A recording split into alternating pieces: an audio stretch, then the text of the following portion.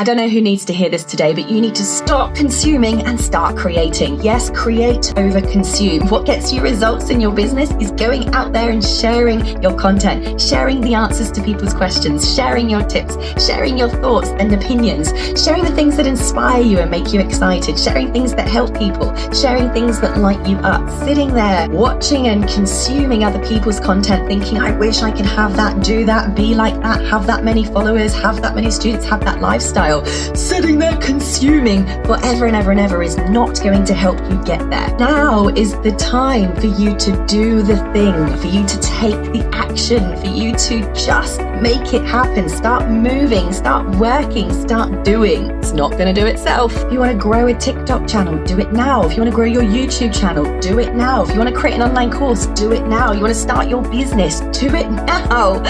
Seriously, so many people sit back and they consume and consume and consume and consume and take no action whatsoever. 12 months later, they're still sat there in the same position, still consuming, still dreaming, and still in exactly the same place they were in before. Don't let that be you. Take action today. If you want some help, you can grab my free training, comment below, and I'll make sure you grab it. Good luck.